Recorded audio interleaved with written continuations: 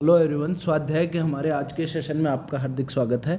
ये हमारा 9 सितंबर का सेशन है, जो कि क्रम के रूप में 22वां सेशन है।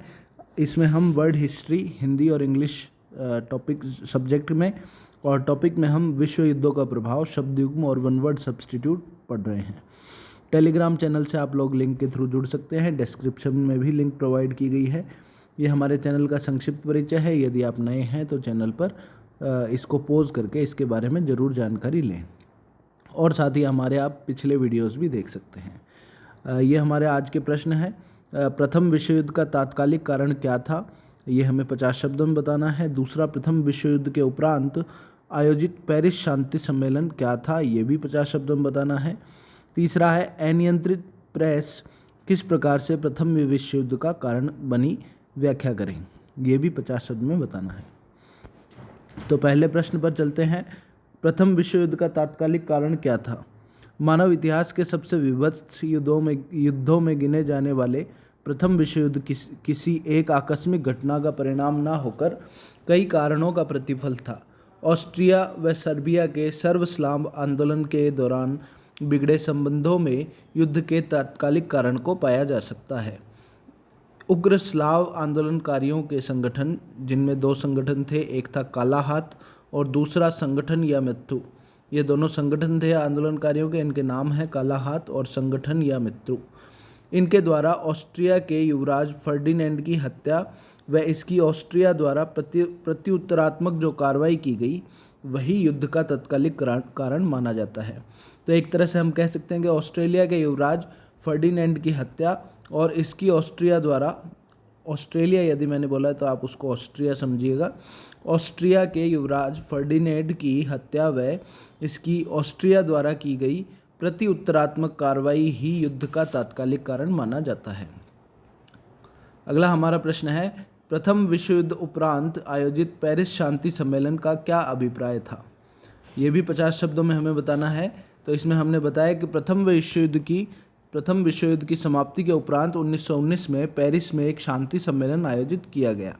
हालांकि सम्मेलन के लिए 32 देशों को आमंत्रित किया गया था, लेकिन वार्ता को गुप्त रखने के लिए अमेरिका, इंग्लैंड, फ्रांस व इटली के द्वारा एक 4 सदस्यीय परिषद का गठन किया गया।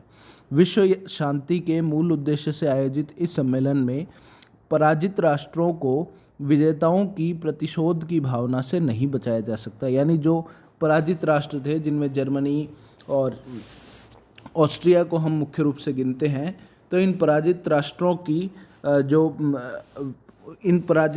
के प्रति जो प्रतिशोध की भावना थी, उससे भी अन्य देश बच नहीं पाए। उन्होंने अपने सारी जो प्रतिशोध की भावना थी उनको पूरा किया। तो ये पेरिस शांति सम्मेलन के बारे में हमने पढ़ा। अगला हमारा प्रश्न है, अनियंत्रित प्रेस प्रथम विश्व युद्ध का कारण रही, इसे हमें 50 शब्दों में स्पष्ट करना है।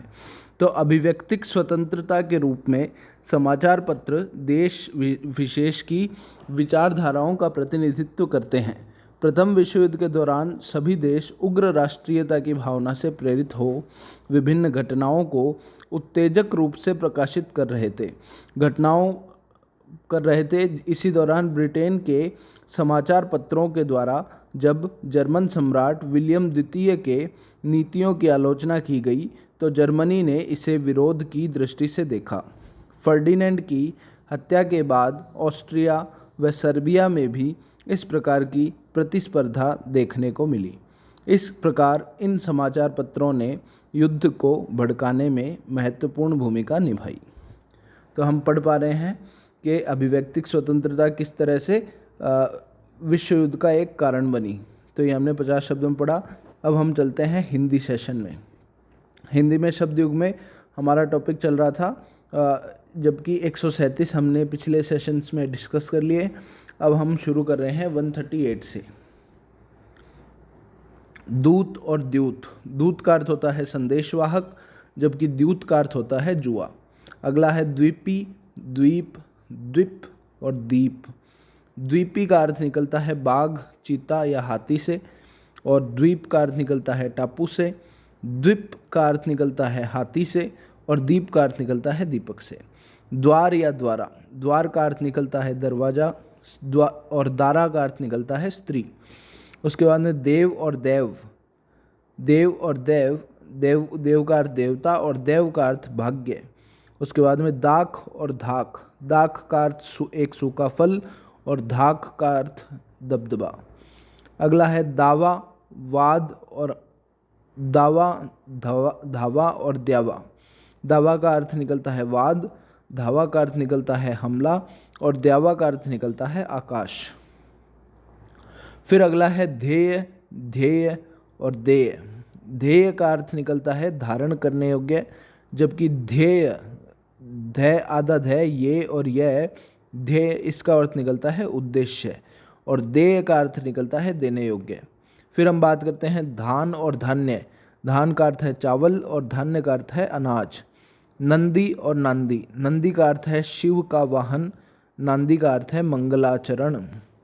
उसके बाद में नहर और नाहर, नहर का अर्थ निकलता है जलवाहिनी और नाहर का अर्थ निकलता है सिंह। अगला है नियत, नियति और नियत। नियत में जब छोटी ई की मात्रा है तो अर्थ निकलता है निश्चित से, और नियति में नियति का अर्थ निकलता है भाग, और जबकि नियत में यदि बड़ी ई की मात्रा है तो उसका अर्थ निकलता है मन की इच्छा। अगला है नाई और नाई। नाई का अर्थ है हजामत बनाने वाला और नाई यानी तरह या किसी चीज़ के समान होना। निर्वाद व निर्वात, निर्वाद का अर्थ है निंदा, भ्रांति या अफवाह, और निर्वात मतलब बिना हवा का। निगम और निर्गम, निगम का अर्थ है वेद या संगठन और निर्गम का अर्थ है विकास। अंतिम हमारा शब्द युग्म है आज का निशामुख और निशामृग। निशामुख का अर्थ होता है गोधूली वेला और निशामृग का अर्थ होता है गीदड़। अब हम चलते हैं इंग्लिश सेशन में, जिसमें हमारा वन वर्ड सब्स्टिट्यूट टॉपिक चल रहा था। 118 के लगभग पिछले 1.5 हफ्ते में हमने वन वर्ड सब्स्टिट्यूट डेली थोड़े थोड़े करके पढ़े हैं, तो ये 119वां है जो कि मैं पढ़ने जा रहा हूँ।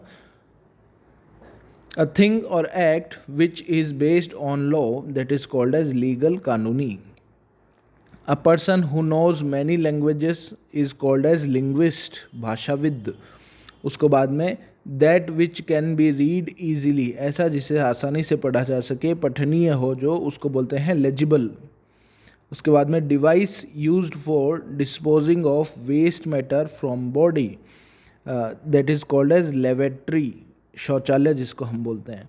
उसके बाद में a person who talks too much, एक ऐसा व्यक्ति जो बहुत ज़्यादा बातें करता हो, उसको बोलते हैं बातूनी, लोक्यूसियस, लोक्वेशियस। उसके बाद में अ विमन हेटर, जिसको बोलते हैं मिसोजिनिस्ट, स्त्री द्वेषी। उसके बाद में वर्किंग और एक्टिंग मियरली फॉर मनी और रादर और other reward, that is called as mercenary, MERCENARY, mercenary, भाड़े का या किराए का। अगला है one who is too careful और fastidious is called as meticulous, नुक्ताचीन, यानी बहुत ज़्यादा ध्यान रखने वाला, बहुत ज़्यादा केयरफुल रहने वाला, is called as meticulous.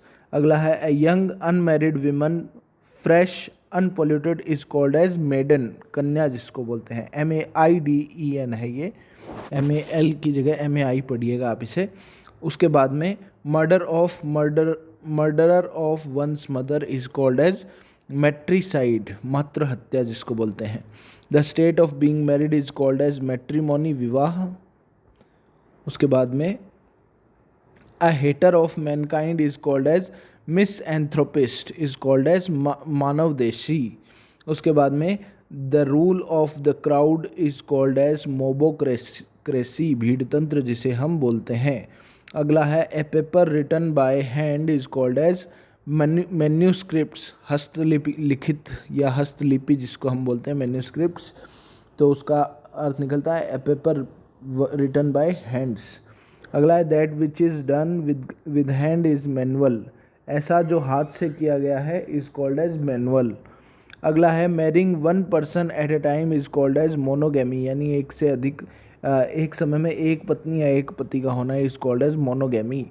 A crowd of unruly people is called as mob, जिसे हम भीड़ बोलते हैं। और अंतिम है animal that suckle their young ones, यानी ऐसे जानवर जो अपने छोटे जानवरों को चाटते हैं, that is called as mammals, स्तनधारी। तो ये हमारा आज का सेशन था। इसको पूरा देखने के लिए आपका थैंक यू।